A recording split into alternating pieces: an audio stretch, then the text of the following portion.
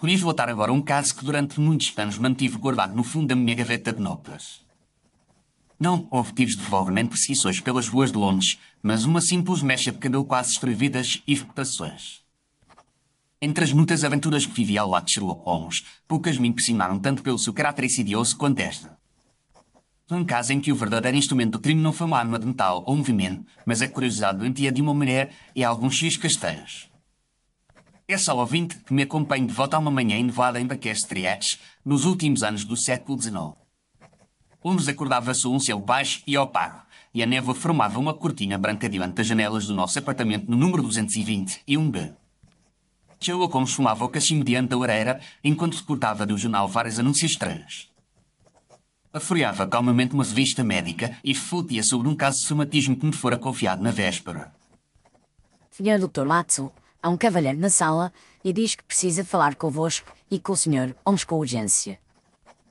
A voz da Sra. Sussurrou do corredor culpou o menos aflito que eu já aprendera a reconhecer como pronúncio de visita importante. Pedi à minha boa amiga que o fizesse subir de indiano, pois o tente desta manhã já ameaçava a minha paz fígicos. Foi assim que Sherlock Holmes respondeu, sem se levantar da cadeira, mas com os olhos acesos para aquela curiosidade que há à sua verdadeira vida. Poucos instantes depois, a porta se abriu para deixar entrar um homem de meia-idade, alto, magro e com o rosto marcado por uma esmaldomias. O cabelo, risalho nas têmporas, parecia ter branqueado mais pela inquietação do que pela idade. As mãos tremiam ligeiramente, mesmo quando se esforçava por mantê-las cruzadas diante do peito. A Sra. Wilson colocou uma bandeja de coxa sobre a mesa e retirou-se em silêncio, compreendendo que se tratava de assunto sério. O visitante hesitou na soleira, como se o passo mais fosse cair de um precipício, mas por fim avançou até pelo trono adiante da lareira. Sherlock Holmes ergueu-se apenas o suficiente para inclinar a cabeça, como fazia com aqueles que julgava merecer consideração. Peço-vos que vos senteis e que nos conteis qual tormento vos trouxe Baquestriates numa manhã tão desagradável. O tom era cortês, mas havia um brilho clínico no olhar de Holmes, já a examinar o homem da cabeça aos pés. Também de Castilhos e servi durante muitos anos como funcionário civil numa colónia britânica no Índico. A voz do homem era educada, bem colocada, mas eu percebia nela um fio de desespero que furava cada palavra. Não venho falar de crimes violentos, senhores, pelo menos não no sentido habitual. Venho falar de algo que o persegue como o fantasma desde o Videsse a Londres. Fantasmas costumam ser, na minha experiência, apenas efeitos de causas muito concretas, e é dessas causas que me interesso. Dizei-me, Sr. Castilhos, porque conservais no bolso interno do casaco uma pequena caixa de couro e porque tocais nela de forma tão nervosa. O homem empalideceu de surpresa e levou a mão ao peito, onde um volume retamulaço fazia notar sobre o tecido escuro. Desde que a fama de Sherlock Holmes não é exagero, pois mal me sentei e já me vetes por dentro. Veja apenas o que qualquer observador atento poderia ver: um quadrado frígido sobre o fogo do casaco, o gesto pequeno de quem procura certeza no contato com o objeto e o olhar de quem teme tanto perdê-lo quanto abri-lo. Suponho que a vossa história começa precisamente com essa caixa. Começa e talvez termine com ela, Sr. Holmes, porque o que está ali dentro é ao mesmo tempo lembrança, prova e ameaça. Um movimento que pareceu arrancar-lhe um pedaço de alma, Carstens tirou a pequena caixa de cor do bolso e pusou-a sobre a mesa. Abriu a tampa com dedos trémulos, voando no interior um estojo ainda menor, forrado de veludo escuro. Dentro desse estojo, cuidadosamente isolada e presa por uma fita azul desjutada, repousava uma mecha de cabelo castanho. E que Holmes se inclinou ligeiramente para a frente, e o seu olhar adquiriu aquela nitidez quase impiedosa que sempre anunciava um interesse verdadeiro. Uma mecha de cabelo, muito bem. Já resolvi casos com base em cinzas de tabaco ou marcas de botas, porque não com base em cadelos. Dizei-me, Sr. Castilhos, de quem é esta mecha e por que tratais como se fosse um verdido? É o único véu visível que me liga a uma mulher que talvez seja minha esposa ou talvez minha pior inimiga. Foi cortada numa noite distante, numa colônia abafada, e desde então tem sido a corrente que prende a minha mente. Ao ouvir a palavra esposa pronunciada com tanta amargura, não pude deixar de sentir um arrepio, pois já vira vidas destroçadas por uniões infelizes, mas nunca por uma mecha de cabelo. Comecemos pelo princípio, que é o único lugar suportável para enfrentar semelhantes labirintos. Compare-nos como conhecestes essa mulher e em que circunstâncias vos foi dado esse curioso símbolo conjugal. O homem respirou fundo, como quem prepara os pulmões para uma longa travessia, e começou o seu velado. Vivi durante cerca de 10 anos numa colónia britânica no Índico, ocupando um posto administrativo em uma cidade portuária.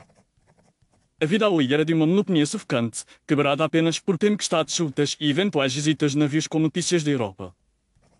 Nós, europeus, vivíamos entre o calor opressivo, o dever rígido e uma certa solidão que nenhuma carta conseguia dissipar completamente. Em cenário, o Sekban chegou a ser numa pequena companhia teatral inglesa, anunciando representações para oficiais e funcionários. A companhia não tinha grandes recursos, mas trazia consigo uma jovem atriz cujo talento parecia iluminar todo o palco. Chamava-se Beatriz Sloane, pelo menos era assim que constava nos cartazes, e ela era a alma de todas as peças. O olhar de Castells afastou-se de nós por um instante, como se voltasse a ver o palco, improvisado, iluminado por lamparinas e cercado por rostos ansiosos de europeus famintos de distração. Beatriz tinha o rosto que podia parecer ingênuo no instante e perigoso no instante seguinte, dependendo de como inclinava a cabeça. Os cabelos castanhos caíam-lhe sobre os ombros em ondas abundantes, e eu diria que metade da sua força estava precisamente nesse xixi. Uma noite representava a inuina trágica que enlouquecia por amor, noutra noite era a criada espirituosa que ridiculizava senhores e regras. Eu, que até então vivera servido por regulamentos e tabelas, descobri de repente que os meus olhos procuravam sempre aquele mesmo perfil iluminado.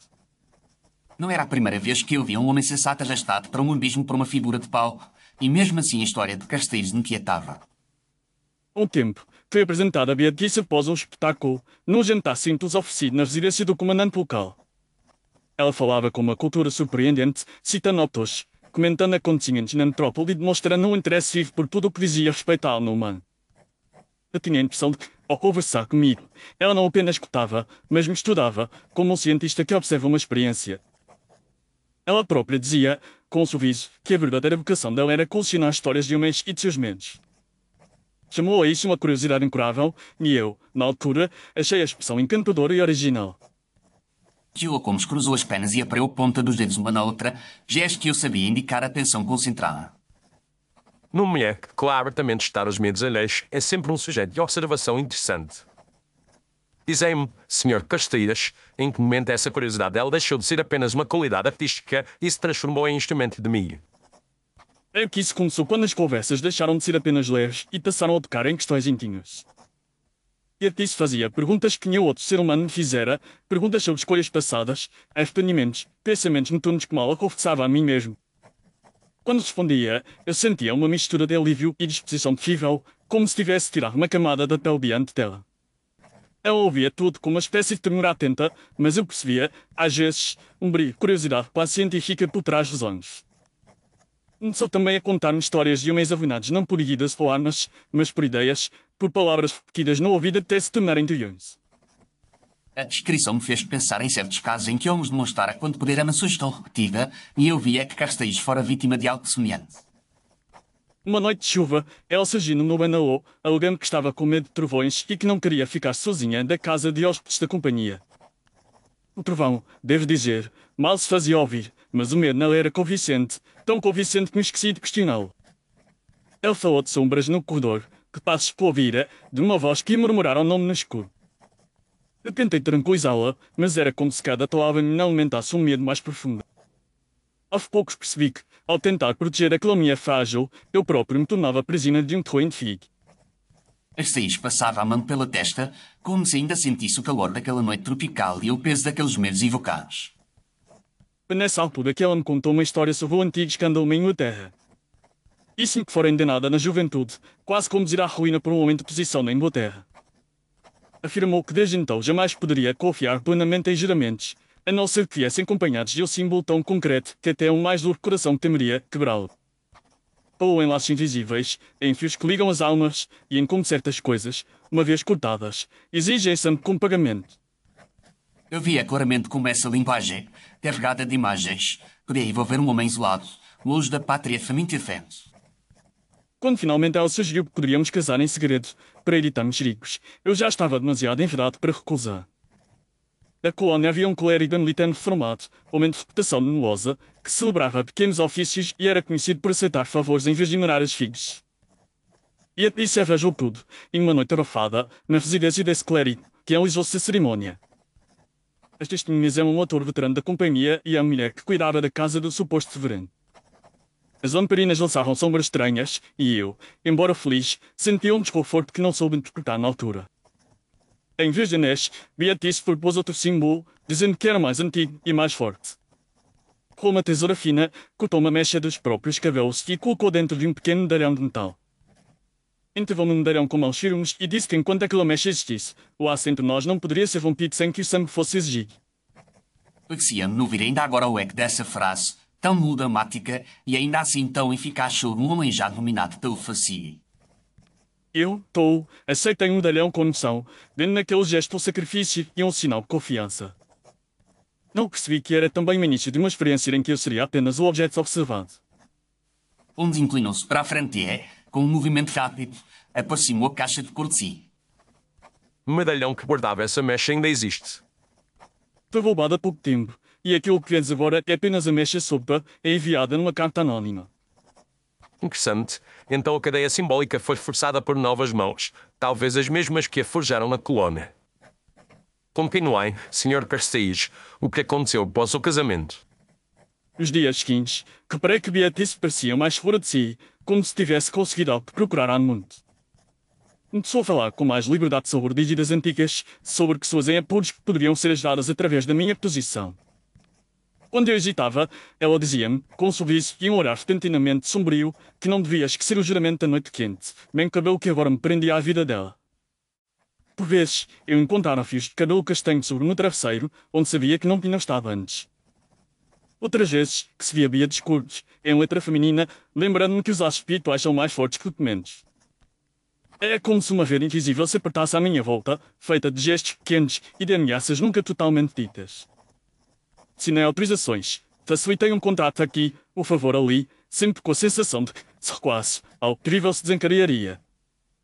E então, tão subitamente quanto aparecera, a companhia partiu da colónia, levando com ela a minha suposta esposa. Fui informado apenas de que haviam recebido uma proposta melhor noutra cidade e que não havia tempo para despedidas. Ela deixou-me uma nota vaga, falando em destino e reencontro, e pedindo que eu guardasse o medalhão como guarda-se uma vida. O silêncio que seguiu à partida da companhia foi, segundo Caxias, mais pesado que qualquer tempestade tropical. Com o tempo, percebi que certas transações feitas sob a influência dela haviam sido profundamente imprudentes. Houve investigações discretas, advertências, olhares de desconfiança, mas nada chegou a tornar-se um escândalo puro. Fui transferido pouco depois e, anos mais tarde, regressei a Londres, levando comigo um medalhão e uma mistura de vergonha e saudade. Até aqui, a história podia ser classificada como um erro lamentável cometido por um homem solitário em terras distantes. Mas o verdadeiro horror, como Caxias me espantou, esperava o seu momento nas ruas de Londres. Ao regressar, fiz tudo para enterrar essa lembrança, senhores. Guardei o medalhão no fundo de uma gaveta e prometi a mim mesmo que nunca mais me aproximaria de um teatro. Retomei um posto modesto na administração, aluguei um pequeno apartamento e tentei levar uma vida discreta. Durante algum tempo consegui, e quase convenci a minha própria memória de que Beatriz fora apenas uma fantasia de juventude. Foi então que, numa noite de inverno, um colega insistiu para que eu acompanhasse a uma peça em cartaz no West End. Recusei de início, mas cedi por cortesia, sem imaginar o que me aguardava diante dos cartazes iluminados. Ao chegar à rua do teatro, vi um grande painel anunciando uma nova estrela dos palcos rondios. E o monte brilhava só as luzes e senti o sangue gelar, pois lá estava escrito Beatriz Flan. A fotografia mostrava um rosto mais maduro, mais refinado, mas os olhos e os cabelos eram inconfundíveis. Entrei na sala como um homem que a minha troca era falso e cada passo ecoava como uma acusação.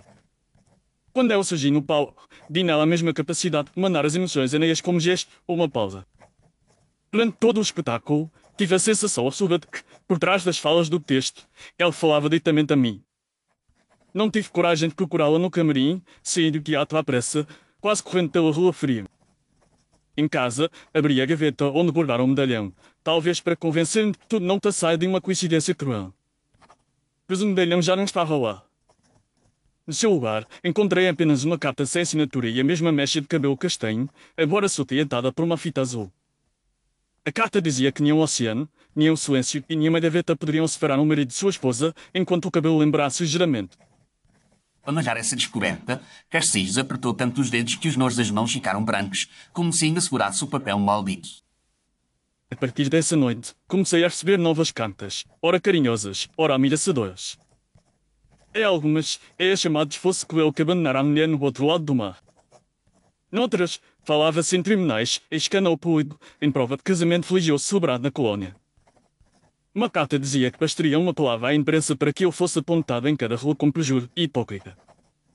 Mas o pior eram as pequenas peças de teatro montadas dentro da minha própria casa. Certa manhã, acordei e encontrei alguns fios de cabelo castanho sobre a almofada ao meu lado. Em outra ocasião, o mesmo perfume que lembrava a pele de Beatriz encheu o corredor, embora eu soubesse estar sozinho no apartamento. Cheguei a ver, certa noite, uma figura feminina ao fundo da rua, imóvel sob um véu escuro, observando as janelas do meu prédio. Quando desci às pressas, a figura já não estava lá, mas um pequeno envelope jazia no tapete de entrada. Dentro dele havia apenas um feixe de fios castanhos e uma frase curta, dizendo que o cabelo jamais esquece. Pouco a pouco, comecei a duvidar dos meus próprios sentidos, perguntando-me até que ponto aquelas aparições eram reais ou frutos de uma terror. Tentei procurar a polícia, mas como poderia explicar, me sentia acossado por cartas e cabelos. Alguns colegas notaram o meu abatimento e sugeriram descanso, mas o descanso é impossível quando o próprio travesseiro se torna um palco para ameaças silenciosas. Eu compreendia agora porque os traços daquele homem pareciam os de um doente, embora os exames físicos talvez nada acusassem. E em que momento decidiste procurar-me, Sr. Castells? Quando começou a tirar cartas que mencionavam explicitamente a palavra bigamia.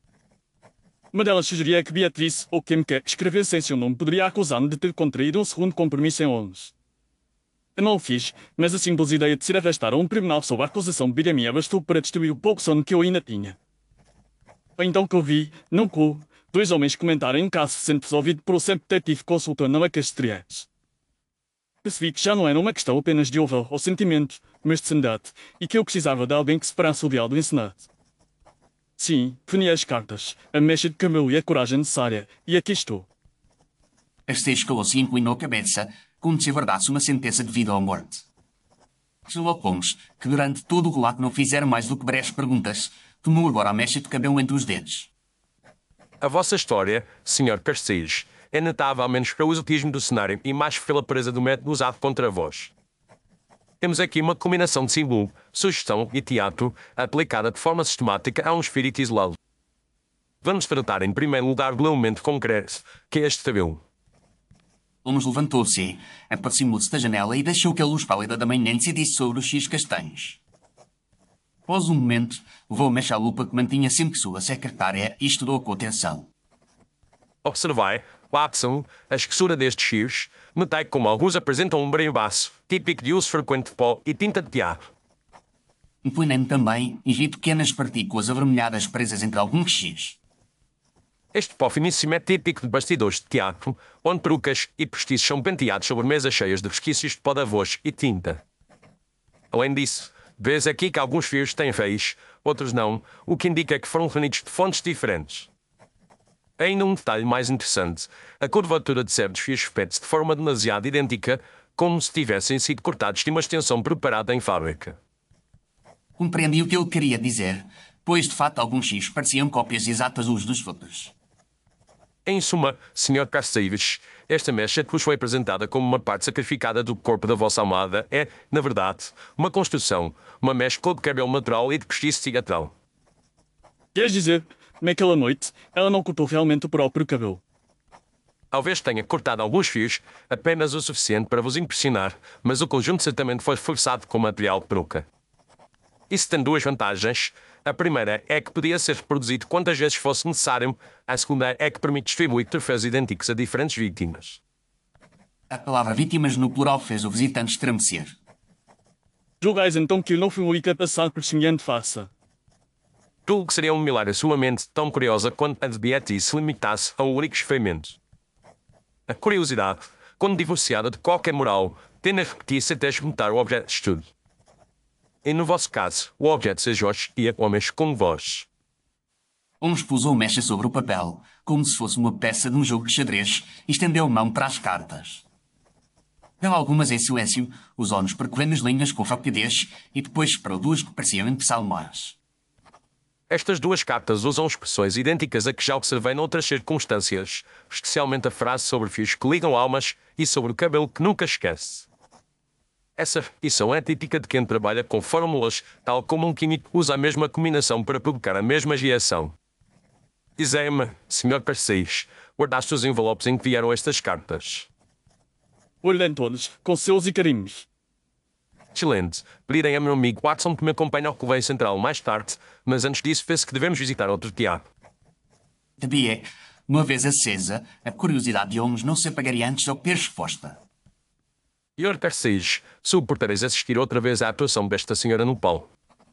Se isso for necessário para limpar o meu nome, mais ainda, a minha cabeça, farei o possível. Muito bem, então comprareis 3 lugares para esta noite. Um para vós, um para o Dr. Watson e um para mim. Não vos aproximareis da senhora após o espetáculo, a menos que eu vos diga o contrário. Serei a cada instrução, Sr. Holmes. Flora, deixai connosco as cartas e o cabelo e procurai descansar um pouco, embora duvido que o consideres.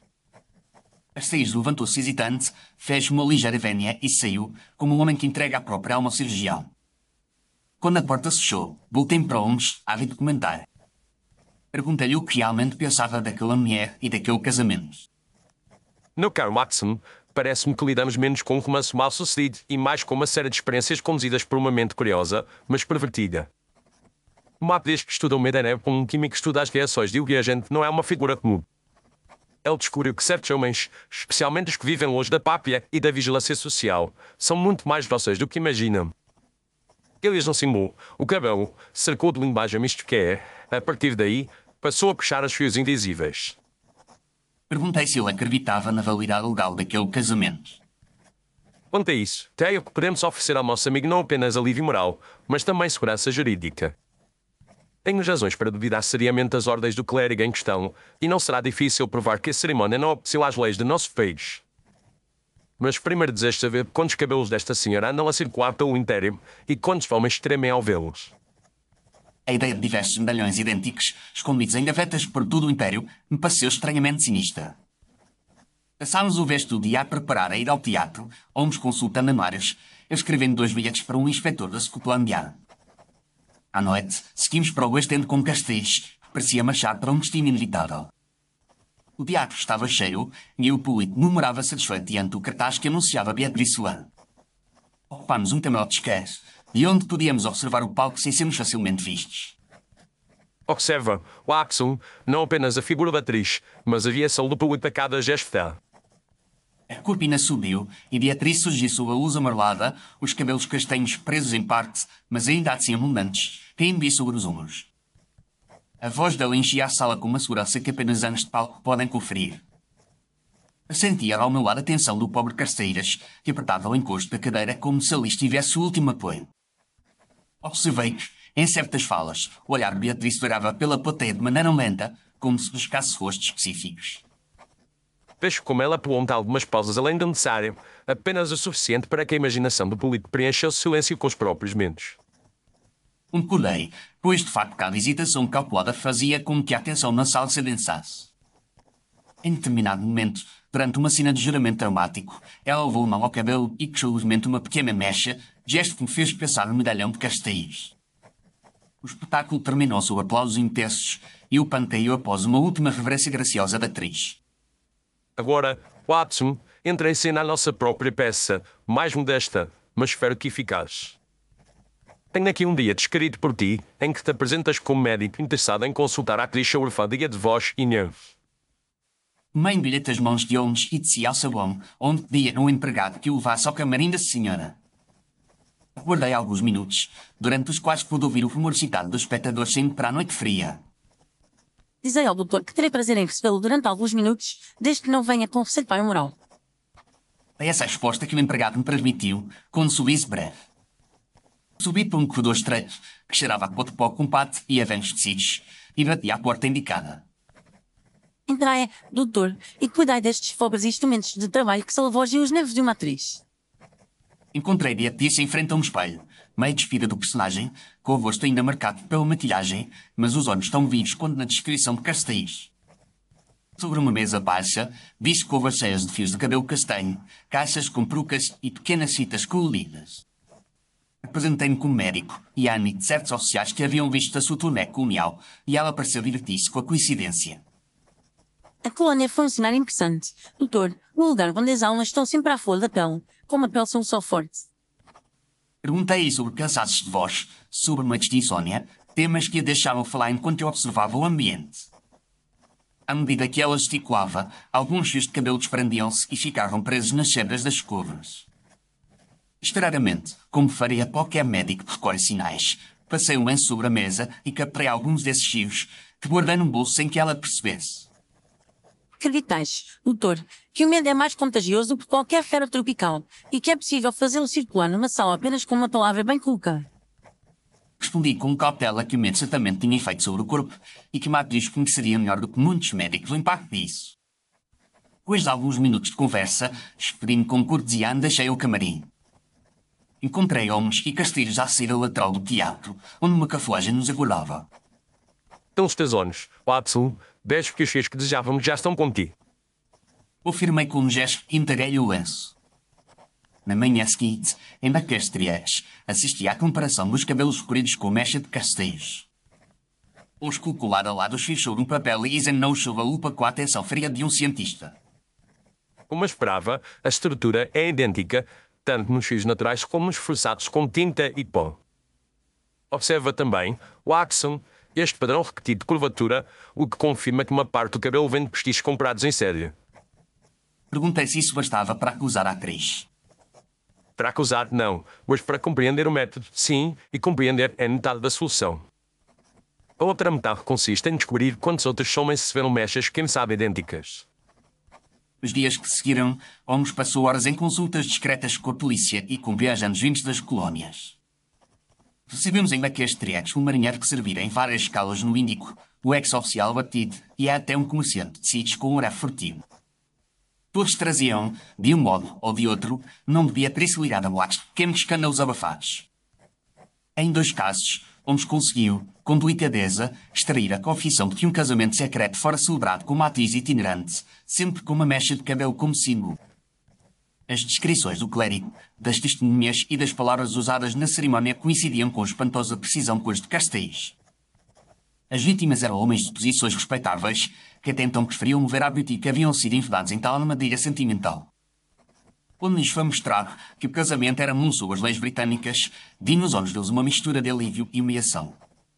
Em todos os casos, a consequência fora a mesma: concessões indevidas, favores administrativos, decisões distorcidas a favor de pessoas ligadas à companhia teatral. Holmes falou então com o inspetor Lestrade, apresentando-lhe o panorama geral com a prudência de um homem que sabe pesar provas. Se esta mulher usou o teatro para montar uma rede de fraude e chantagem, Sr. Holmes, teremos o maior prazer em convidá-la para uma cela menos iluminada. A pressa, no Carlos Strat, é inimiga da perfeição, e este caso exige decisão, não apenas entusiasmo. Temos de prender uma atriz talentosa, mas a mestre de marinetas fechou fios em 3 colónias e agora ousa fazer o mesmo em Londres. Irás então quando e como desejares que a polícia apareça e eu tratarei de providenciar. Aparecereis quando eu vos mandar um bilhete com 3 palavras bem simples: noite, cabelo de verdade. Já que tivemos códigos mais estranhos, Sr. Holmes, considerai-vos entendido. A armadilha foi montada para a semana seguinte, numa noite cuidadosamente escolhida em que o espetáculo e a atriz seria seguido de uma festa privada.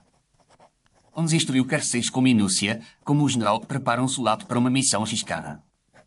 Escreverei por vós uma carta à Sra. One, na qual exprimireis arrepios de remorsos e desejo de reparar o passado. Oferecereis um encontro no camarim após a peça, dizendo que estáis pronto para reconhecer o casamento, seja em particular, seja em clube.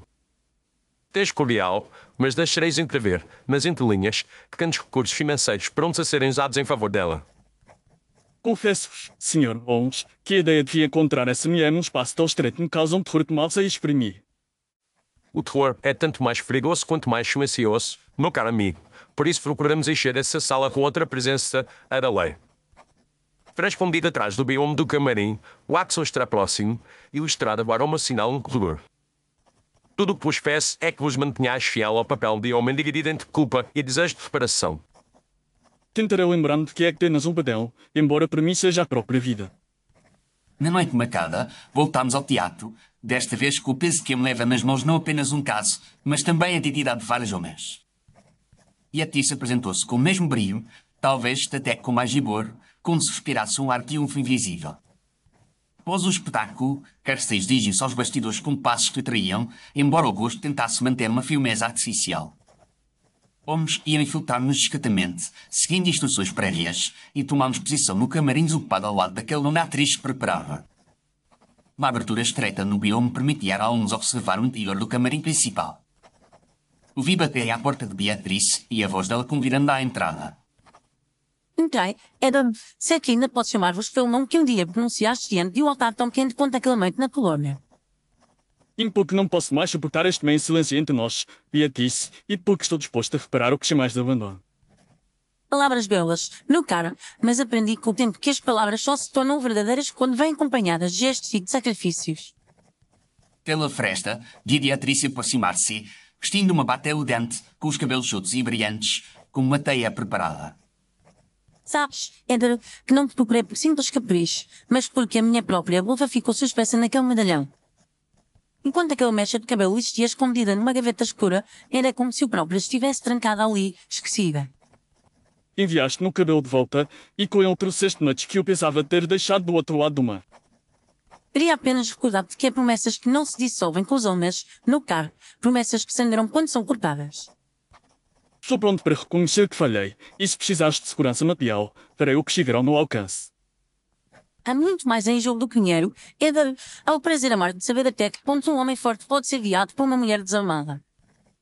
Gostaria de ver-te, ao menos uma vez, admitir que és meu, não por força de lei, mas porque queremos ao ver estes fios que um dia beijaste.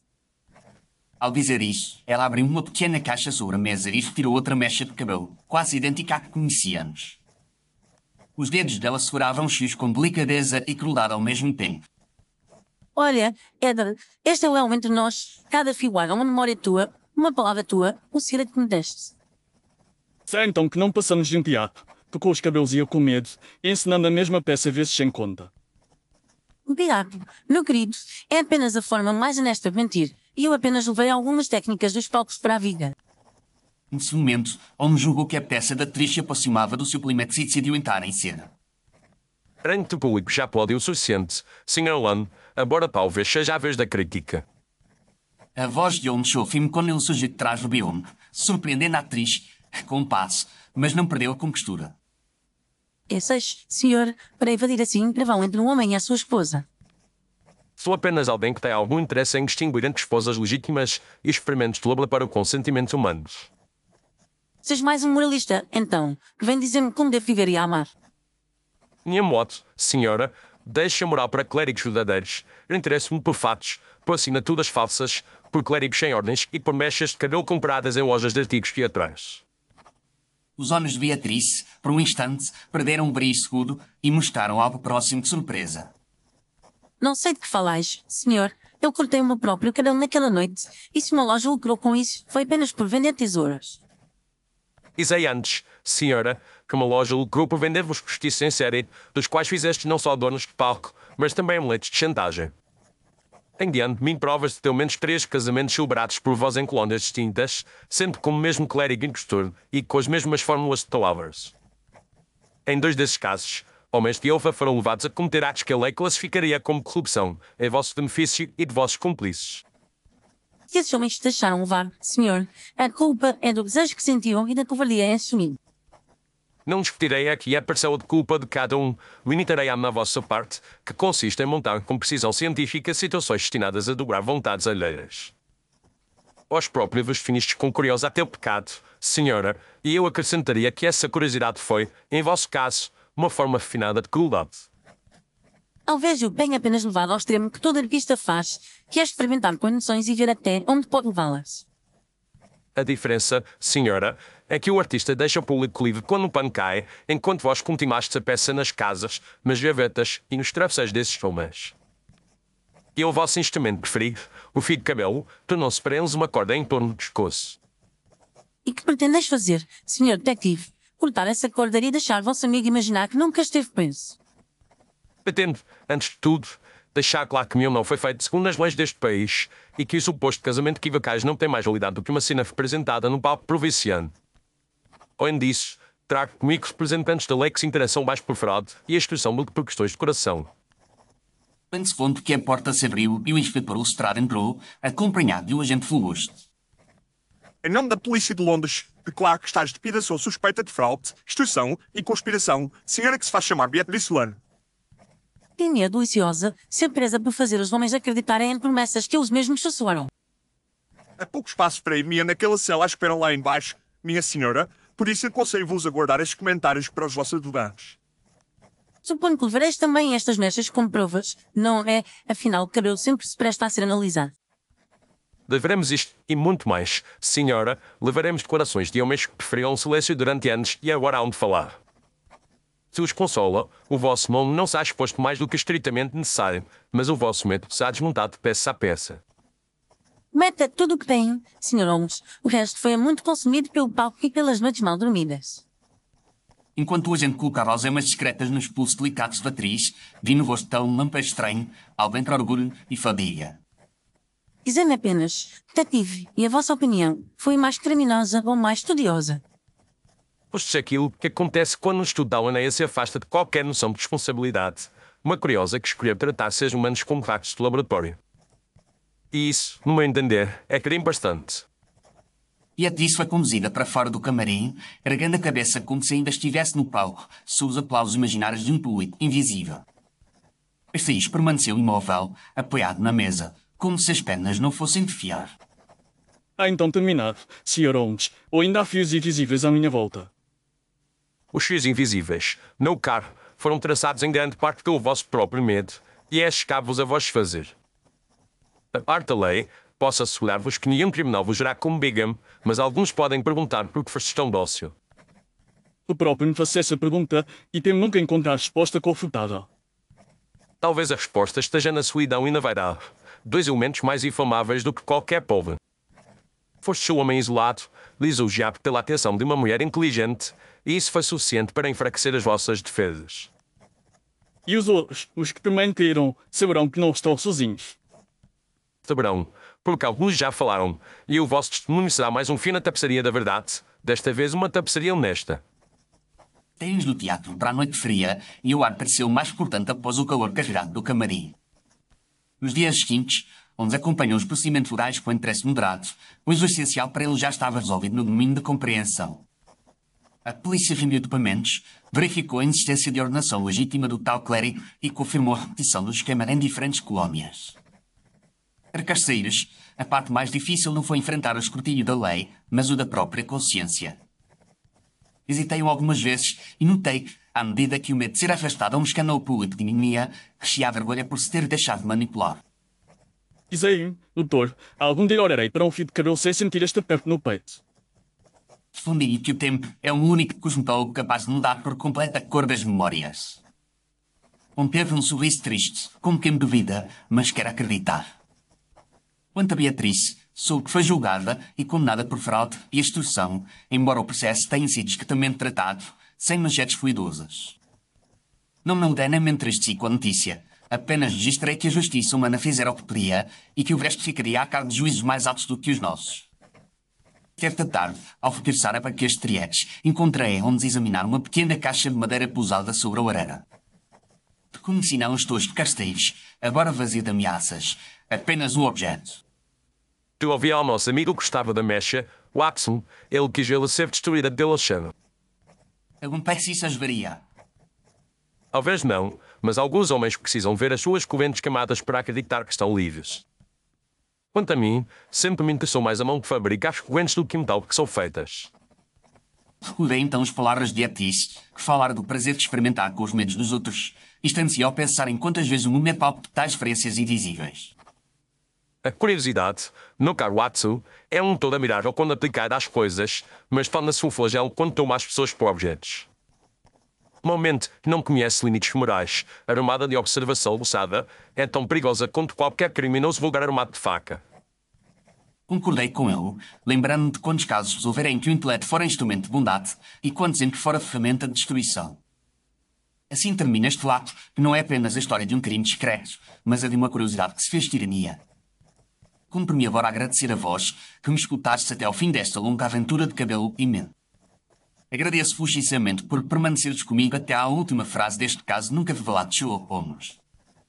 Se esta narrativa vos agradou, peço-vos que deixeis o vosso gosto, pois isso ajuda o nosso humilde canal a alcançar mais ouvintes. Convido-vos também a subscrever o canal e a ativar as notificações, para não perderes as próximas aventuras que tenho para contar. Ficarei muito honrado se quiseres partilhar as vossas impressões e teorias nos comentários, pois as vossas palavras dão nova vida a estes velhos casos. Se desejares apoiar diretamente este projeto, podereis usar o código de resposta rápida no canto inferior direito do vídeo ou o link na descrição. Através destes caminhos podereis fazer um donativo e ajudar a manter acesa a luz nesta pequena sala onde relembro os dias com os. Na descrição encontrareis também ligações para outras histórias de uma série totalmente diferente que talvez despertem a vossa curiosidade.